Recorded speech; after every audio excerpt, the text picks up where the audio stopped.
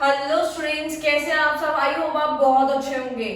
Class 11th का chapter number जो 2 है हमारा अकाउंटेंसी का, यानी अकाउंट्स का चैप्टर नंबर 2 जो है बेसिक टर्म्स है, जो कि हमें समझना बहुत जरूरी है। आगे वाले चैप्टर में तब तक समझ नहीं आएंगे जब तक आपको ये बेसिक टर्म्स नहीं आती होंगी। तो जल्दी से हम कवर करेंगे। वन शॉट वीडियो बनाऊंगी मैं और सारे टॉपिक को कवर करूंगी। तो जल्दी से स्टार्ट करते हैं। हर एक टर्म को छोटी से छोटी डिफाइन में समझाने की कोशिश करिए। नोट्स आपको मिल जाएंगे टेलीग्राम पे, आप वहां से डाउनलोड भी कर सकते हैं। तो स्टार्ट करते हैं। सबसे पहले बिजनेस ट्रांजैक्शंस क्या होती हैं। तो देखो, बिजनेस ट्रांजैक्शंस का मतलब होता है कि exchange of money, goods and services. यानी कि बिजनेस ट्रांजैक्शन कब स्टार्ट होती है, जब भी कोई बिजनेसमैन सामान को देगा तो उसके बदले में पैसा लेगा। ठीक है, तो ये क्या है, ट्रांजैक्शन ही तो है। और कौन सी ट्रांजैक्शन है, बिजनेस की ट्रांजैक्शन।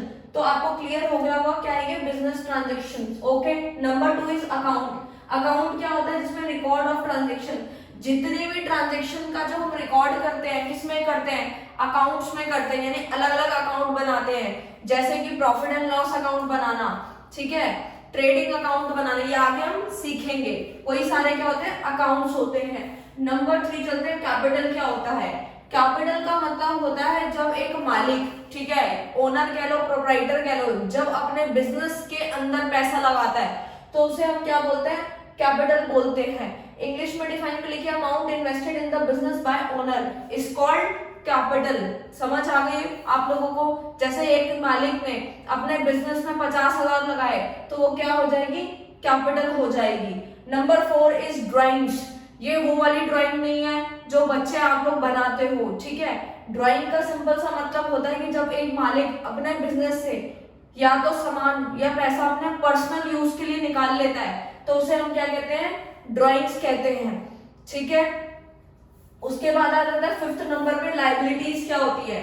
लायबिलिटीज का मतलब होता है कि हमें ये चीज चुकानी है, यानी पैसे चुकाने हैं। किसको चुकाने हैं, बिजनेसमैन या जो भी पर्सन होगा उसको चुकाने होते हैं। तो payable by the business. Liability दो तरह की होती है, कौन कौन सी, एक्सटर्नल एंड इंटरनल। एक्सटर्नल मतलब आउटसाइडर को जब पैसा देना होता है तो वो एक्सटर्नल लायबिलिटीज में आ जाती है। जैसे कि लोन लिया, उसका पैसा चुकाना था, यानी कि वो क्या हो जाएगी, एक्सटर्नल लायबिलिटी। और अगर कंपनी के अंदर यानी बिजनेस के अंदर ही पैसा चुकाना है उसे हम इंटरनल लायबिलिटीज कहते हैं। जैसे कि किसी पर्सन को सैलरी देना, यानी कि वो बदले में काम करके दे रहा है तो उसको वो क्या होगी, इंटरनल लायबिलिटी। क्लियर। उसके आगे चलते हैं हम लोग। लायबिलिटीज और दो पार्ट्स में डिवाइडेड है, current and non current. Current का मतलब होता है कि करंट मतलब इसी साल की बात हो रही है, यानी कि जब 12 मंथ यानी कि एक साल के अंदर अंदर चुकाने हो पैसे तो उसे बोलते हैं करंट लायबिलिटी। जैसे कि शॉर्ट टर्म लोन्स, बिजनेसमैन ने कोई छोटा मोटा लोन लिया, ठीक है, या फिर कोई भी बिल के पैसे चुकाने थे तो वो होती है current liability. Non current liability कौन सी होती है, जो कि हमें एक साल के बाद चुकानी होती है। जैसे कि डिबेंचर्स, जो कि आगे हम फर्दर पढ़ेंगे। लोन, कोई 3 साल 10 साल के लिए लोन लिया, उसका पैसा चुकाना है तो वो एक साल के बाद चुकाना है, दैट मीन्स वो क्या है, नॉन करंट लायबिलिटी हो जाएगी। उसके बाद होता है एसेट्स क्या होती है। एसेट्स का मतलब होता है जो हमें फ्यूचर में बेनिफिट दे। फ्यूचर में बेनिफिट क्या देती है, जैसे कि लैंड, बिल्डिंग, फर्नीचर, ये सब क्या है जो बिजनेस को चलाने में आगे जाके हमें फायदा देती है, ठीक है। एसेट्स कई पार्ट्स में डिवाइडेड है। पहला मैंने लिखा है non current assets. Non current में आता है not meant for resale. Non current में आता है इसका कोई पर्पस बेचने का नहीं होता। फिक्स एसेट्स क्या होती है, जिससे कि हमारी अर्निंग कैपेसिटी बढ़ती है। जैसे कि किसी मालिक ने बिजनेस को चलाते हुए बहुत सारा पैसा कमा लिया और एक बिल्डिंग खरीद ली, ठीक है, तो वो जो बिल्डिंग है वो खराब तो नहीं होने वाली, यानी कि वो फ्यूचर में हमें बेनिफिट देगी, डेफिनेटली देगी। क्योंकि अगर उस पर्सन ने अगर 5 लाख की कोई भी प्लॉट खरीदा है और वो 10 साल बाद जाके या 5 साल बाद उसको जाके बेच देगा तो उसको प्रॉफिट होगा, तो वो हमारी क्या है, फिक्स एसेट्स है। टेंजिबल एसेट्स कौन सी होती है, जिसको हम छू सकते हैं, देख सकते हैं, जैसे कि गुड्स, फर्नीचर, ये सब क्या है, टेंजिबल एसेट। इनटेंजिबल एसेट्स कौन सी होती है, जिसको हम देख नहीं सकते, सिर्फ हम उसको क्या कर सकते हैं, फील कर सकते हैं, ना देख सकते हैं, ठीक है, और ना ही टच कर सकते हैं, ओनली फील कर सकते हैं। जैसे कि गुडविल, ठीक है, गुडविल क्या होती है, एक तरीके की रेपुटेशन होती है, जो कि जैसे आप लोगों को बर्गर खाना है तो आप कहाँ जाओगे, सबसे पहले आपके पास 2-3 ऑप्शन है, तो सबसे पहले मैकडोनल्ड्स, आपके माइंड में मैकडोनल्ड्स आएगा, बर्गर किंग आएगा, ये क्या है, रेपुटेशन ही तो है। तो वो क्या होती है हमारी किस में आ जाती है, इंटेंजिबल एसेट्स में आ जाती है। गुडविल, पेटेंट्स, ट्रेडमार्क, ये सारे क्या है, ऐसी एक्सेस हैं जिसको आप देख नहीं सकते, छू नहीं सकते, सिर्फ फील कर सकते हो। ओके, आई होप आपको समझ आ गया होगा। फिक्सटीरियस एसेट्स क्या होती है, ना तो ये टेंजिबल होती है ना ही ये इंटेंजिबल होती है, ये एक तरीके से हमारा क्या होता है, डेफर्ड रेवेन्यू एक्सपेंडिचर होता है, जो कि एडवर्टीजमेंट एक्सपेंसेस, यानी कि एडवर्टीजमेंट पे खर्चा करना क्या होता है, फिक्सटीरियस एसेट्स में आता है ये। जैसे कि एक्सपेंस, आप सोचेंगे एक्सपेंस मतलब तो खर्चा होता है, तो मैम आपने फिक्सटीरियस एसेट्स में क्यों लिखा, वो इसीलिए लिखा क्योंकि ये हमें फ्यूचर में जाकर बहुत तगड़ा बेनिफिट देती है। जैसे कि फॉर एग्जांपल कोचिंग सेंटर का मैं एग्जांपल लेती हूँ, आज तगड़े लेवल पे किसी पर्सन ने बहुत सारी इन्वेस्टमेंट कर दी, ठीक है, बहुत सारा एडवर्टीजमेंट पे खर्चा कर दिया, बोर्ड्स लगवा दिए, बैनर्स लगवा दिए, और उसका बेनिफिट उन्हें 5 साल या 10 साल बाद मिल रहा है, तो वो कौन सी एसेट्स हो जाएगी, फिक्सटीरियस एसेट्स हो जाएगी। आई होप आपको क्लियर होगा। आगे चलते हैं, रिसिप्ट क्या होती है, रिसिप्ट मतलब रिसीव से याद रखना, इसमें पैसा आने वाला है, ठीक है, अभी तक आप देख रहे हो पैसा आ रहा है जा रहा है, आ रहा है जा रहा है, तो अकाउंट्स में यही सब हम लोग पढ़ेंगे, बहुत ही इंटरेस्टिंग है ये। रिसिप्ट मतलब रिसीव करना, ठीक है। रिसिप्ट में आ जाता है, 2 तरह के रिसिप्ट होते हैं, कौन कौन से, revenue receipt and second one is capital receipt. Revenue receipt में आता है कि जब भी कोई सेल कर दो गुड्स का, यानी रेवेन्यू में जब भी चीज आई, यानी कि डे टू डे जो बिजनेस को करने में जो खर्चे जो हो रहे हैं हमारे, ठीक है, जो हमने खर्च करके जो हमें रेवेन्यू जनरेट हो रही है, ये वही रिसिप्ट है। यानी कि सेल करा गुड्स तो पैसा आया, यानी कि रिसीव, ये कौन सा होगा, रेवेन्यू रिसिप्ट। कैपिटल में क्या होता है, यानी कि डे टू डे वाले रेवेन्यू नेचर के नहीं होते, जैसे कि मान लो कोई भी मशीनरी को बेच दिया, ठीक है, उससे काफी तगड़ा पैसा आ गया, तो वो हमारा कहा जाएगा, कैपिटल रिसिप्ट हो जाएगा। आई होप आपको क्लियर होगा। एक्सपेंडिचर क्या होता है, एक्सपेंडिचर वो होता है, खर्चा होता है, जैसे कि रेवेन्यू, रेवेन्यू एक्सपेंडिचर होता है, कैपिटल होता है। रेवेन्यू फिर से वही डे टू डे वाले बिजनेस वाली चीजें आती है, जैसे कि कंपनी के अंदर बिजनेसमैन ने, कंपनी में बिजनेसमैन ने पर्सन्स को रेंट दे दिया, सैलरी दे दी, ये क्या है, रेवेन्यू एक्सपेंडिचर है। एंड कैपिटल क्या होता है, जैसे कोई एसेट्स खरीद ली, कोई फर्नीचर खरीद लिया, तो वो कौन सा खर्चा है, जो हमें लंबे समय तक बेनिफिट जो देने वाला है, वो हमारा कौन सा खर्चा है, कैपिटल एक्सपेंडिचर है। डीआरई मतलब डेफर्ड रेवेन्यू एक्सपेंडिचर कौन सा होता है, लार्ज एडवर्टीजमेंट, जो कि मैंने आपको अभी समझाया था।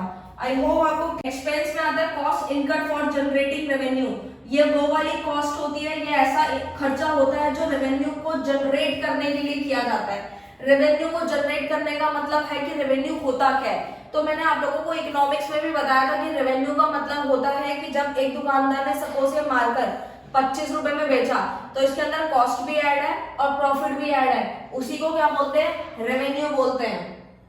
तो एक्सपेंस क्या है कि रेवेन्यू को जनरेट करने के लिए किया जाता है। तो 2 तरीके के होते हैं, एक होता है प्रीपेड, एक होता है आउटस्टैंडिंग एक्सपेंस, ठीक है। प्रीपेड का मतलब होता है जो ऑलरेडी एडवांस में चलता है, ठीक है, पहले ही दे दिया जाता है, और आउटस्टैंडिंग मतलब अभी नहीं आया, अभी ये ड्यू है। आई होप आपको क्लियर है। उसके बाद चलते हैं इनकम पे। इनकम कैसे निकाली जाती है, रेवेन्यू में से खर्चे माइनस कर दो, इनकम पता चल जाएगी। जैसे कि हम मार्केट का एग्जांपल ले लो, एक दुकानदार ने 25 रुपए का बेचा, ठीक है, यानी कि रेवेन्यू कितना है 25 रुपए, और इसको खरीदने में उसके कितने खर्च हुए थे, सपोज 20 रुपए खर्च हुए थे, 25 में से 20 को माइनस करो, इनकम कितनी है 5 रुपीज, ठीक है। तो इनकम का फॉर्मूला लिखा है revenue minus expense. Profit and loss तो आपको पता ही है, समझाने की जरूरत ही नहीं है कि प्रॉफिट और लॉस क्या होता है। परचेज क्या होता है, परचेज मतलब सामान को खरीदना, ठीक है। परचेज रिटर्न क्या होता है, यानी कि जो भी सामान किसी पर्सन ने खरीदा और उसको वापस दे दिया दुकानदार को, उसको बोलते हैं परचेज रिटर्न। इसका एक और नाम होता है रिटर्न आउटवर्ड, याद रखना। और ऐसा क्यों होता है कि जब भी कोई कंज्यूमर सामान वापस करता है तो क्यों करता है, आप लोगों को बहुत अच्छे से पता होगा, डिफेक्टिव या पसंद या व्हाटएवर जो भी केस हो सकता है। सेल क्या होती है, सेल आपको पता है, जब एक दुकानदार सामान को बेचता है और बदले में पैसे लेता है, उसे सेल कहते हैं। सेल रिटर्न क्या होता है, नाम से भी क्लियर है, जो सेल किया वो रिटर्न बैक आ गई, उसी को हम क्या बोलते हैं, रिटर्न इनवर्ड भी बोलते हैं। फाइन। गुड्स क्या होते हैं? गुड्स का मतलब है सामान क्या होता है, किस लिए बनाया जाता है, किस लिए बेचा जाता है, यानी कि सामान एक दुकानदार क्यों रखता है अपनी दुकान में, ताकि वो क्या कर सके, उसको बेच सके। उसके बाद आता है इन्वेंट्री और स्टॉक। क्या होता है? दोनों एक ही नाम, मतलब एक ही चीजें हैं, जो कि अभी सामान बिका नहीं है और यूज भी नहीं हुआ, उसी को हम इन्वेंट्री और स्टॉक कहते हैं। ट्रेड रिसीवेबल क्या होता है? ट्रेड रिसीवेबल का मतलब रिसीवेबल मतलब रिसीव होने वाला है कुछ, ठीक है, यानी कि किसको रिसीव होने वाला है? बिजनेसमैन को। ये जो भी ट्रांजेक्शन पढ़ते हैं हम, क्या सोच के ट्रांजेक्शन करते हैं? जो भी बिजनेस के अंदर सारी चीजें हैं, बिजनेसमैन को सोच के करना है कि बिजनेसमैन का पैसा जा रहा है या पैसा आ रहा है, ठीक है। रिसीवेबल मतलब रिसीव से याद रखना, ट्रेड रिसीवेबल में sale of goods and services, यानी कि गुड्स जो है वो बेचे जा रहे हैं, ठीक है। डेब्टर मीन्स होता है पैसा जो है हमें लेना है, जैसे कि एक दुकानदार ने सामान दिया तो वो क्या है? डेब्टर है, उसको पैसा लेना है, ठीक है। उसके बाद आता है बिल रिसीवेबल। बिल रिसीवेबल मतलब भी क्या होता है? बिल से पैसा रिसीव करना है, यानी पैसा लेना है। ट्रेड पेबल मतलब पैसा देना है। क्रेडिटर मतलब क्या होता है?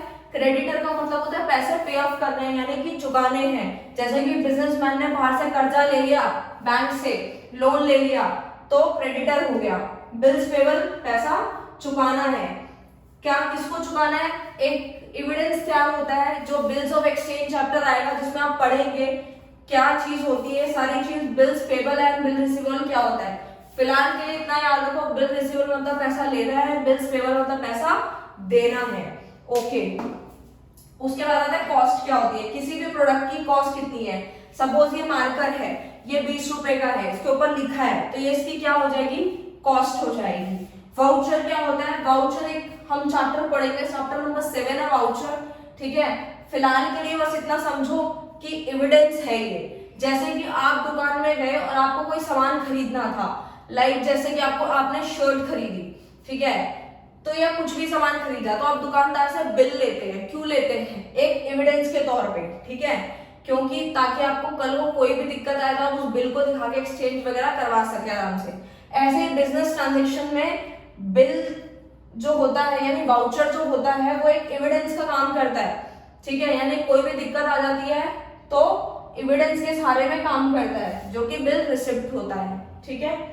उसके बाद आता है डिस्काउंट। ये तो आपको बहुत अच्छे से पता होगा स्टूडेंट्स की डिस्काउंट होता क्या है। डिस्काउंट जो कि हम जब बाजार में जाते हैं या किसी भी दुकान में जाते हैं तो सबसे पहले यही सोचते हैं कि दुकानदार डिस्काउंट दे रहा है या नहीं दे रहा, ठीक है। दे देता तो हम खुश भी हो जाते हैं, ठीक है, लेकिन मांगते जरूर है। मुझे नहीं पता आप लोग करवाते हैं नहीं करते बार्गेनिंग वगैरह डिस्काउंट वगैरह का, बट ज्यादातर देखा है मैंने। डिस्काउंट में क्या आता है? ट्रेड, यानी दो तरीके का डिस्काउंट होता है, एक होता है ट्रेड डिस्काउंट, एक होता है कैश डिस्काउंट। बहुत सिंपल है स्टूडेंट, इसका एक एग्जांपल लूंगी, आप लोगों को बिल्कुल समझ में आ जाएगा। जैसे कि मान लीजिए आप दुकान में गए, ठीक है, और आपने सामान खरीदा, लाइक अगर आप मॉल में भी जाते हैं या फिर आप कहीं शॉपिंग करने गए किसी भी दुकान में या मॉल में, बड़ेवर कहीं भी मार्केट वगैरह कहीं भी गए, तो ट्रेड डिस्काउंट तब मिलता है जब आप सामान को परचेज करते हैं। तो दुकानदार क्या करता है, यानी कुछ बार तो ऐसा होता है कि लाइक कोई भी शर्ट है जैसे दुकान के अंदर 1500 रुपए की है, उसके ऊपर क्रॉस करके नीचे डिस्काउंट 10% लिख के वो उस तरीके से करते रहते हैं, ठीक है। तो ट्रेड डिस्काउंट का मतलब ही सिंपल यही है कि जब आप सामान को खरीदेंगे तो आपको डिस्काउंट मिलेगा, जिसको हम नॉर्मल क्या बोलते हैं? ट्रेड डिस्काउंट बोलते हैं। तो कैश डिस्काउंट क्या होता है? कैश डिस्काउंट वो वाला होता है जो एट अ टाइम पेमेंट के टाइम पे दुकानदार से आप लोग मांगते हैं, या फिर वो खुद तो दे भी सकता है नहीं भी, बट ज्यादातर जो होता है कस्टमर्स के लिए बोलता है कैश डिस्काउंट के लिए। जैसे हमने अब टाइमली पेमेंट करने से कैश डिस्काउंट मिलता है, ये याद रखना। एक छोटा सा एग्जांपल लेते हैं, दोनों कवर कर लेंगे उसके अंदर। जैसे कि सपोज आप दुकान पे गए, आपको एक शर्ट बहुत अच्छी लगी, आपने दुकानदार ने बोला 1000 रुपए की शर्ट है, तो आपने बोला डिस्काउंट कितना दे दो, तो उन्होंने बोला ठीक है 100 रुपए कम कर दो, 900 रुपीज दे दो। तो आप बोलेंगे नहीं यार इतना नहीं चलेगा। फिर दुकानदार आपसे एक और क्वेश्चन पूछता है, क्या आप पेमेंट अभी कर रहे हो या बाद में कर रहे हो? तो आप बोलते हो जी अभी कर रहे हैं, तो वो क्या करता है 100 रुपए और लेस कर देता। तो वो जो 100 और किए वो क्या है, हमारी कैश डिस्काउंट हो जाएगा। आई होप आपको क्लियर होगा। उसके बाद चलते हैं रिबेट पे। रिबेट को आपको नॉर्मल जो मार्केट्स लगती हैं उससे मैं कंपेयर करती हूँ। जैसे कि अलग अलग जगह पे अलग अलग मार्केट्स लगती हैं, जैसे कि लाइक थर्सडे मार्केट हो गई, फ्राइडे मार्केट हो गई, वेडनेसडे मार्केट हो गई, इस तरीके की जो छोटी मोटी जो अपने एरियाज में लगती है मार्केट्स, उसको मैं रिबेट से बताऊंगी। जैसे कि रिबेट में क्या होता है, इसमें बहुत तगड़ा डिस्काउंट मिलता है। जैसे कि आप जाते होंगे दुकान के अंदर, मुझे नहीं पता आप लोग कभी जाते हैं, लाइक सरोजनी नगर हो गया, लाजपत नगर हो गया, आपके एरिया में कौन सा है मुझे नहीं पता, बट स्टिल जो नॉर्मल मार्केट्स होती है हम जाते हैं तो आप देखते होंगे, आप कोई भी चीज पूछते हैं तो वो बोलते हैं कि ये 1000 रुपए की है। फिर जो है आप जो है बार्गेनिंग करते हैं, यानी कि वो एक तगड़ा डिस्काउंट देते हैं, यानी कि 1000 से सीधा वो कभी कभार 200 या 300 रुपए में भी आ जाते हैं। वो इसीलिए कम कर देते हैं क्योंकि उनकी जो क्वालिटी है वो ज्यादा बेटर नहीं होती, जिसकी वजह से हमें बढ़िया डिस्काउंट मिलता है, उसको हम रिबेट बोलते हैं। ठीक है, बैड डेब्ट का मतलब जो पैसा डूब जाता है बिजनेस को चलाते वक्त। बैलेंस शीट जो हमारे को ये बताती है कि कितनी लायबिलिटीज हैं और कितने एसेट्स हैं, वो हमें आगे जाके अभी पढ़ना है। ठीक है, आई होप आपको ये क्लियर है। उसके बाद जो क्लियर करना है हमें वो है क्रेडिट एंड डेबिट, जो हर अकाउंट में हम सीखेंगे। बस अभी फिलहाल इतना याद रखो, क्रेडिट मतलब राइट हैंड साइड पे होता है, इस तरीके का हमारा कुछ अकाउंट बनता है, इधर डेबिट होता है, ठीक है, और इधर क्रेडिट होता है। ठीक है, ये होता है, ये हम क्वेश्चंस में सीखेंगे। डेप्रिसिएशन क्या होता है? डेप्रिसिएशन का मतलब होता है जब हमारी एसेट्स की वैल्यू गिरने लगती है तो उसे हम क्या बोलते हैं? डेप्रिसिएशन बोलते हैं। जैसे कि सपोज मान लीजिए फर्नीचर खरीदा बिजनेसमैन ने, वो तो खरीदना पड़ेगा ही, क्योंकि अगर बिजनेस चल रहा है तो फर्नीचर बैठने उठने के लिए खरीदना पड़ेगा, और भी बहुत सारी चेयर्स वगैरह, ये सारी एसेट्स ही तो है जो आपको फ्यूचर में बेनिफिट दे रही है, तो उनकी वैल्यू क्यों कम होती है, उसी को हम डेप्रिसिएशन बोलते हैं। जैसे एसेट की वैल्यू कम होना, जैसे कि मान लीजिए कोई चेयर, फर्नीचर खरीदा, सोफा खरीदा बिजनेस के अंदर, ठीक है, तो आप देखेंगे धीरे धीरे दिन प्रतिदिन जिस दिन खरीदा उसके बाद से उसके अंदर डिफेक्ट आने शुरू हो जाते हैं, लाइक कभी वो गंदा हो जाता है थोड़ा सा, ठीक है, या फिर उसके अंदर कोई और दिक्कत आ जाती है। मतलब ये सारी चीजें क्या होती है, डे बाय डे यूज करने से धीरे धीरे उसमें डिफेक्ट आने शुरू हो जाते हैं, जिसकी वजह से हमारी एसेट में वैल्यू गिरने लगती है, और जो हम अकाउंट्स में इसको मेंटेन करके चलते हैं, क्योंकि एसेट्स भी हमारे बिजनेस का ही पार्ट है। आई होप आपको क्लियर है। उसके बाद चलते हैं हम लोग इंसॉल्वेंट पे। इंसॉल्वेंट का मतलब होता है दिवालिया हो जाना, यानी कि एक ऐसा पर्सन जो अपने कर्जे नहीं चुका सकता, ठीक है, और उसके पास कुछ भी नहीं बचा कर्जे चुकाने के लिए, तो उसे बोलते हैं इंसॉल्वेंट। सॉल्वेंट मतलब एक पर्सन इतना कैपेबल है कि जितना उसके सर पे लायबिलिटीज है, कर्जा है, वो उसको चुकाने की हिम्मत रखता है, तो वो क्या होता है? सॉल्वेंट। लास्ट है प्रोप्राइटर, मतलब मालिक, ओनर। ठीक है, फाइनल अकाउंट जो हम अभी पढ़ेंगे, ट्रेडिंग, पीएनएल, बैलेंस शीट, ये सारे क्या हमारे फाइनल अकाउंट है। आई होप स्टूडेंट आपको चैप्टर क्लियर होगा। मैंने शॉर्ट में खत्म करने की कोशिश करी है। नोट्स आपको मिल जाएंगे, टेलीग्राम में ज्वाइन कर लेना। All the best for future students, thank you so